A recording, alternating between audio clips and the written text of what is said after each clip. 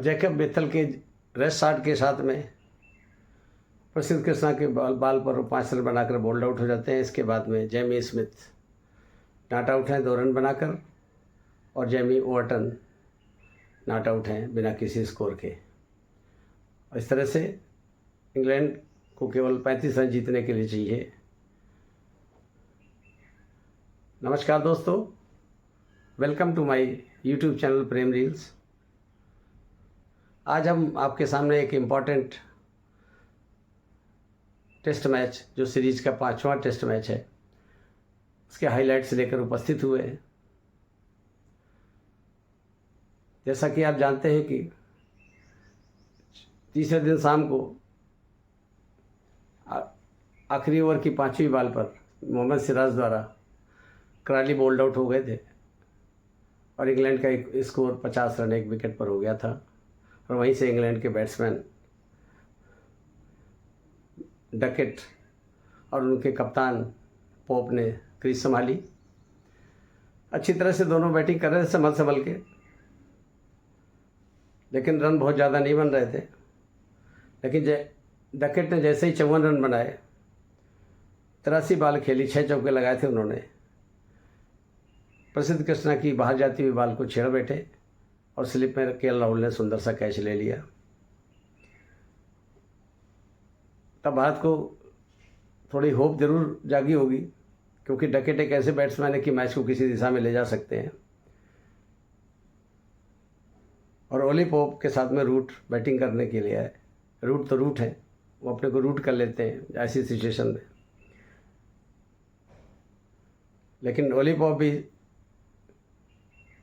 34 run बॉलें खेली थी उन्होंने, और सिराज की पहली इनिंग टाइप ही बॉल को अंदर आती हुई बॉल पर LBW आउट हो गए। उन्होंने केवल 27 रन बनाए, 5 चौके भी लगाए थे। अब रूट के साथ आते हैं हैरी ब्रोक, और एक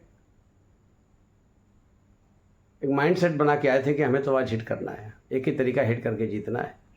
प्रसिद्ध कृष्णा की बॉल पर एक बाउंसर को उन्होंने हुक किया। हुक करने के बाद वो सिराज के पास गई। सिराज बाउंड्री लाइन पर खड़े थे और पीछे जाते गए उनको कभी अंदाज़ा नहीं था कि बाउंड्री लाइन किनारे पहुंच रहे हैं। अब कैच लेते ही उनका संतुलन बिगड़ा और वो बाउंड्री लाइन के बाहर हो गए। अब ऐसी जगह पर रेफरेंस अगर देते हैं तो SK का देते हैं, जो T20 वर्ल्ड कप में वेस्ट इंडीज़ में उन्होंने जो लास्ट कैच लेकर के T20 वर्ल्ड कप जीता था, वहाँ कोच को ऐसे कैच लेने के लिए प्रैक्टिस डलवाते हैं। लेकिन शायद कप्तान भूल गए थे कि सिराज की वो जगह नहीं थी जहाँ पर वो फील्डिंग कर रहे थे। और इसके बाद में कितनी निराशा दिखाएं, कोई फ़र्क नहीं पड़ता। हैरी ब्रोक को ज़िंदगी दे दी उन्होंने, और ज़िंदगी का उन्होंने पूरा फ़ायदा उठाया। ये बाउंसर करते गए, वो बाउंड्री लाइन पर फेंकते गए। मैच बिल्कुल नहीं रुका, ना मैच को स्लो किया गया। कप्तान बिल्कुल समझ नहीं आ रहा था करें तो क्या करें। वो स्पिनर भी ला सकते थे, लेकिन उनके जहन में शायद कभी था ही नहीं कि। और अंत में हुआ ये कि दोनों इतनी धुआंधार बैटिंग करते गए कि शायद मैच को इंडिया के हाथ से खींच के ले गए। बहुत बड़ी गलती हुई थी कैच ड्रॉप करके। इसके बाद जो गलती की कप्तान गिल ने की, मैच को स्लो करना था, फील्डर लगाने थे इस तरह से कि रन भी बचे, कि रन भी डिफेंड करने थे। उन्होंने सोचा 374 रन है, जबकि उनकी याददाश्त शायद कमज़ोर है कि पहले मैच को उन्होंने इसी तरह से 370 रन बनाकर जीत लिया था। रूट और हैरी ब्रोक बहुत ही अटैकिंग बैटिंग करते गए और इंडिया ने सिचुएशन कभी नहीं संभाल पाया। और अंत में जब हैरी ब्रोक ने जब एक सेंचुरी बना ली, 111 रन पर थे, 98 बॉल में उन्होंने सेंचुरी बनाई। टेस्ट मैच में वनडे से भी बेटर सेंचुरी कही जाएगी। 14 चौके थे, उसमें 2 छक्के थे। और सिराज ने आखिरकार उनका कैच लिया आकाशदीप की बॉल पर, लेकिन तब तक बहुत देरी हो चुकी थी। सिराज को शायद लंबी सांस लेने का मौका नहीं मिला होगा, कि वो जान गए होंगे कि मैच अब ऑलमोस्ट निकल गया है। फिर रूट के साथ में जैकब बीथल आए। बीथल ने भी एक रेस्ट शॉट खेला प्रसिद्ध कृष्णा की बॉल पर, 5 रन पर वो बोल्ड हो गए, जबकि उन्होंने 31 बॉलें तक इंडियन बॉलर्स को डिफाई किया था। लेकिन इसके बाद में रूट 105 रन बनाकर ध्रुव जुरैल की बॉल को कैच करा बैठे प्रसिद्ध कृष्णा की बॉल पर। प्रसिद्ध कृष्णा ने विकेट तो ज़्यादा लिए, लेकिन बहुत ही महंगे साबित हुए। और ये बात शायद इंडिया को आज खल रही होगी। वो 2-2 स्पिनर ले गए थे। वो बॉलिंग ऑलराउंडर थे, लेकिन उन्होंने बैटिंग अपनी कर दी थी, तो उनको बीच में लाना चाहिए था। पूरे मैच में केवल 4-4 ओवर, पूरे इनिंग में पूरे 4-4 ओवर उन्होंने दिए इन दोनों को, तो कोई ख़ास रन भी नहीं दिए थे। लेकिन पता नहीं, कैप्टन जाने, इसका एक्सप्लेनेशन वो देगा, हमें क्या करना है। बट ख़राब तो लगता है, इतना तो हम भी समझते हैं कि जो 40 साल से क्रिकेट मैच हम देख रहे हैं, शायद ये लोग पैदा भी नहीं हुए थे जब से हम क्रिकेट मैच देख रहे हैं। तो अपनी राय हम रखने में कोई पीछे नहीं हटते, बट हो सकता है मेरी राय गलत हो, आप लोगों की राय कुछ डिफरेंट हो। अंत में जैमी स्मिथ नाट आउट है 2 रन बनाकर 17 बॉल में। ओवरटन ने 8 बॉल खेली हैं, अभी तक कोई स्कोर नहीं किया है। एक्स्ट्रा तो 21 थे, 339 रन पर 6 विकेट स्कोर हुआ। तब तक लाइट की अपील की गई, लाइट बहुत कमज़ोर हो गई और मैच को कॉल्ड ऑफ कर लिया 5 दिन के लिए।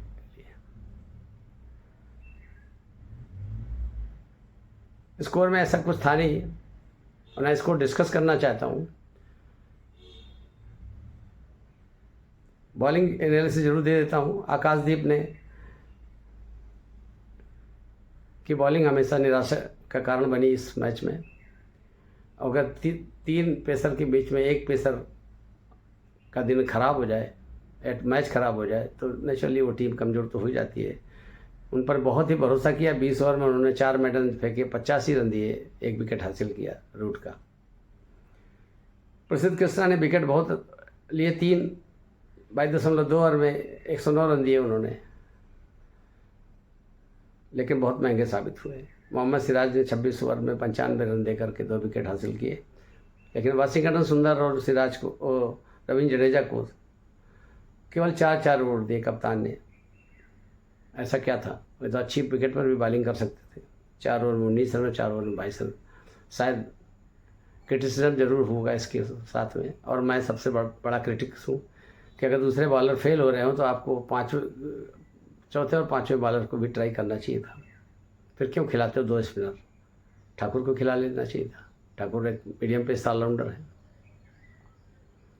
लेकिन खैर, गंभीर इसी तरह का कम्बिनेशन बनाते हैं। उन्हें 20 विकेट लेने की चिंता शायद कम होती है, बैटिंग में ज़रूर चाहते हैं 400 रन बना दें, बट ऐसे तो खैर गंभीर ही जानते होंगे। उनका पदार्पण मेरे सामने हुआ है और मुझे इतना तो कम से कम समझ में आता है कि मैच को स्लो किया जा सकता था, जो नहीं किया गया।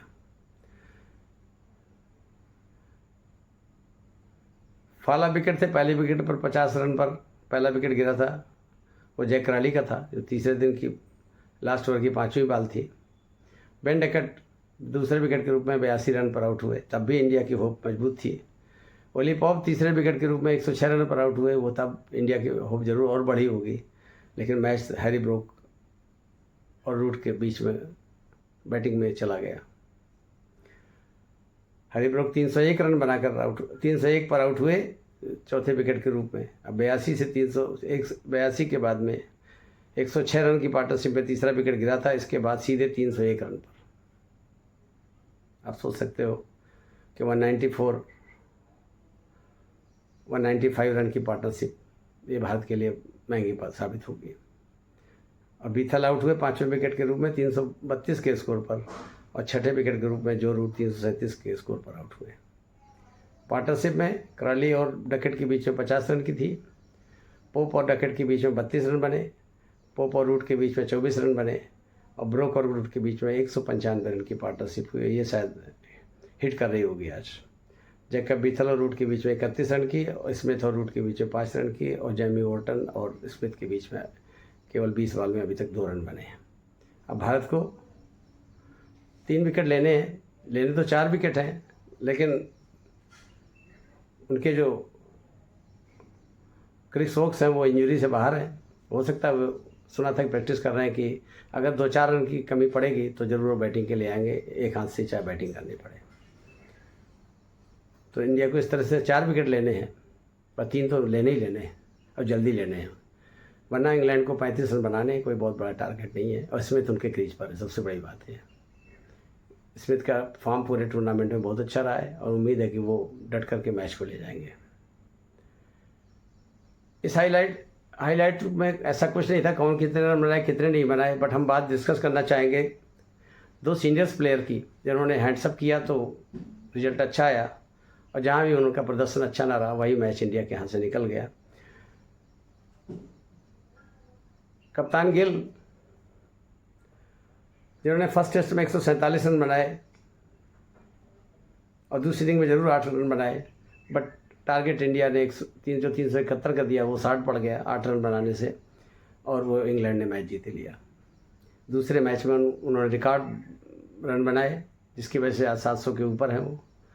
उसमें पहली इनिंग में 269 रन बनाए, दूसरे इनिंग में 161, बट वो फॉर्म हर मैच में कामयाब नहीं कर सके,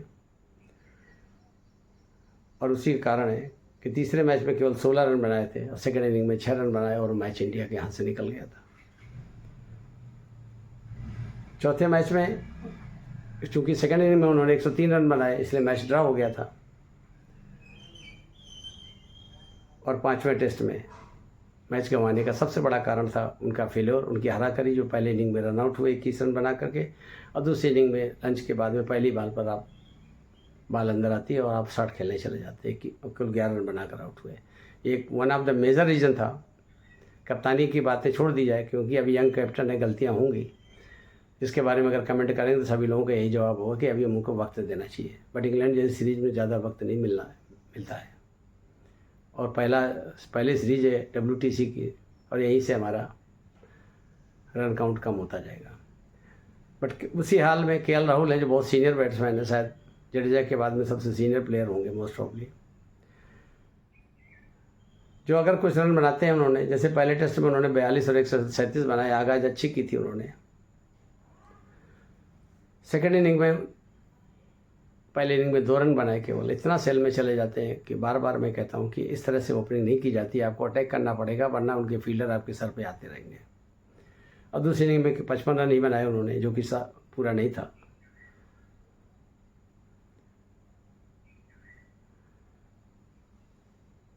लेकिन फिर भी वो मैच इंडिया ने जीत लिया था। थर्ड टेस्ट में उन्होंने सेंचुरी बनाई, 39 रन बनाए, दूसरी इनिंग में बनाए, लेकिन इंग्लैंड ने वो मैच अपने खाते में कर लिया क्योंकि इन्होंने 192 रन के टारगेट नहीं बना पाए चौथी इनिंग में। चौथे टेस्ट में 46 रन 90 रन थे, मैच ड्रा हो गया। लेकिन 5वें टेस्ट में हाल देख लीजिए, गिल के साथ में उनकी बैटिंग देख लीजिए, पहले इनिंग में 14 रन बनाते हैं, इतना स्लो, इतना डिफेंसिव हो जाते हैं कि हर बॉल डिफेंस करके सोचते हैं हम टेस्ट मैच को आगे ले जा रहे हैं। बट मुझे लगता नहीं, मेरा ओपिनियन है कि मुझे नहीं लगता, आपको थोड़ा रन बनाने पड़ेंगे, क्योंकि ये नहीं पता कौन सी बॉल आकर के आपका विकेट उखाड़ देगी, और आप केवल 14 रन बनाते हैं पहली इनिंग में रो आ करके, और 7 रन दूसरे इनिंग में, और आउट होकर चले जाते हैं। जायसवाल ने अगर इसमें सेंचुरी नहीं बनाते तो शायद आज ही टारगेट ना होता, और जडेजा और वाशिंगटन सुंदर की भी अच्छी बल्लेबाजी देखी गई। आकाशदीप की अगर बैटिंग को हम निकाल दें, और शायद वहीं से इनको समझ जाना चाहिए था कि 400 रन भी इस पिच पर कम होगा। जब आकाशदीप बैटिंग कर सकते हैं तो फिर क्या कर सकते हो आप। KL राहुल के सेना कंट्री में मैक्सिमम सेंचुरी है, 7 सेंचुरी है, लेकिन सफलता हासिल नहीं होती क्योंकि कंसिस्टेंसी नहीं है। खैर, सभी लोग कहेंगे कि हर मैच में हर प्लेयर स्कोर नहीं कर सकता, बट आप सीनियर प्लेयर हैं, आपको हैंड्सअप करना पड़ेगा। ये मैच जाता हुआ लग रहा है, सिचुएशन बड़ी ख़राब है, इंडिया के लिए फ़िलहाल अच्छी नहीं है। हाँ, स्मिथ का विकेट जल्दी मिल जाता है तो चांसेस हो सकते हैं, बट वो बहुत समझ खेलेंगे, समय उनके पास आ पा रहे हैं। 5वां का दिन पूरा है। सुना था फोरकास्ट भी बड़ी ख़राब थी, बट कल चौथे दिन की शायद वो तो सही साबित नहीं हुई, केवल लाइट कम हुई थी। अब आज का मौसम क्या है वहाँ का, ये तो मैच शुरू होगा तभी पता चलेगा। जो लोग हमारे इस चैनल में नए हैं प्लीज़ लाइक करें, सब्सक्राइब करें, कमेंट करें। मिलते हैं आपको 5वें दिन की जो भी छोटी सी हाईलाइट होगी उसको लेकर। तब तक के लिए नमस्कार।